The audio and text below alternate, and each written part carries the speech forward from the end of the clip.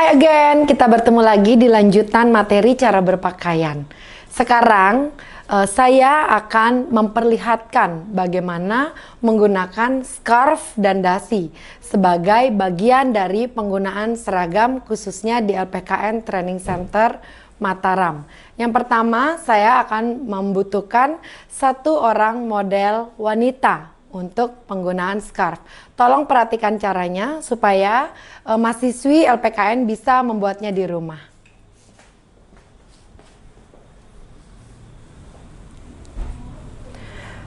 Karena bajunya bukan kemeja, jadi saya coba andai ini di dalam kemeja seperti ini ya. Kemudian hanya diikat biasa seperti pita. Ini adalah scarf dari LPKN sebagai kelengkapan seragam. Dibuat pita seperti biasa, dikembangkan, kemudian disamakan ujungnya kiri dan kanan. Nah, nanti ini akan dipakai di dalam atau di bawah kerah, sehingga yang terlihat adalah hanya pitanya saja. Terima kasih. Berikutnya saya akan menggunakan satu orang model laki-laki untuk penggunaan dasi. Silakan, Mas. Silakan. Sudah menggunakan dasi, yang perlu diperhatikan adalah ketika menggunakan dasi ada aturan grooming. Yang pertama adalah dasi harus berwarna lebih gelap dari kemejanya.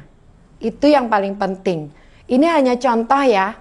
Kemudian lebar ikatan dasi atau simpul dasi harus disesuaikan dengan lebar kerahnya. Jadi jangan sampai kerahnya terlalu lebar, simpulnya terlalu kecil, atau bahkan sebaliknya. Kerahnya yang kecil, simpul dasinya yang terlalu lebar. Untuk simpul dasi bentuknya harus segitiga. Segitiga, bukan segi empat atau apalagi tidak beraturan. Makin segitiga simpulnya, dasinya makin rapih.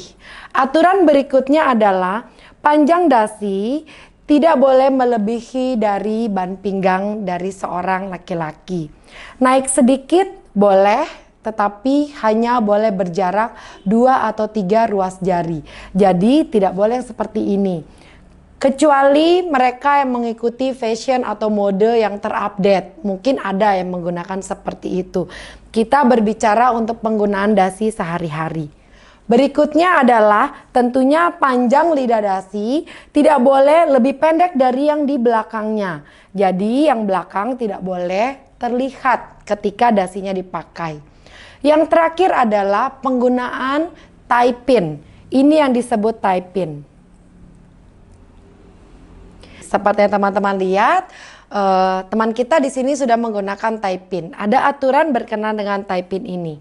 Tie pin digunakan adalah untuk menjaga kerapian dasi supaya dasinya tepat di tempatnya, sehingga tie pin akan menjepit dasi dengan ujung bagian luar kemejanya.